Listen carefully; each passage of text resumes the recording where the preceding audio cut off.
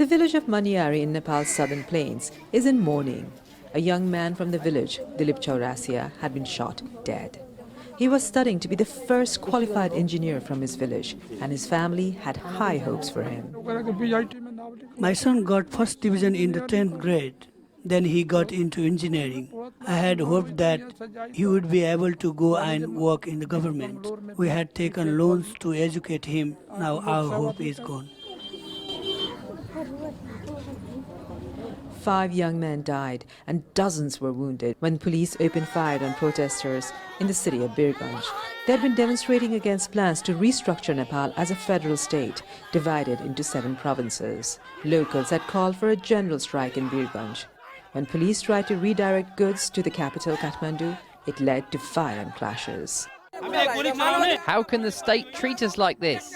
Shots were fired at this hospital on Tuesday, wounding many, including health workers. Nepal is in the process of writing a new constitution, and one of the most controversial parts is how to draw federal boundaries. The bodies of the 5 young men were finally released. Locals here have been parading the bodies of the 5 young men across the district of Parsa as well as back to their villages for the final goodbyes. People here are emotional and angry. They say that the police used excessive force and the state has deliberately ignored their grievances and demands. In the same village, as the body of 24-year-old Dharam Singh is taken to his house, neighbors can hardly contain his distraught mother. My son, my life. What is my life without you? Dharam Singh had quit Nepal's armed police force to go and work in the Gulf as a migrant worker. Onlookers say that it was the same force that shot him down. In the past week, the government had imposed a curfew here. It was lifted for 3 hours for the funeral procession.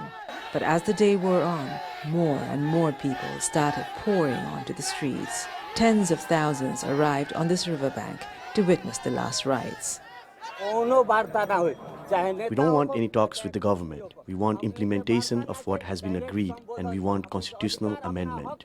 We have elected politicians from 22 districts, but nobody has come here for us. Villagers from different religions, castes and communities have all arrived here in solidarity. And as the bodies are taken to be cremated, the crowds are in no mood to compromise. Sabina Shrestha, Al Jazeera, Birganj, Southern Nepal.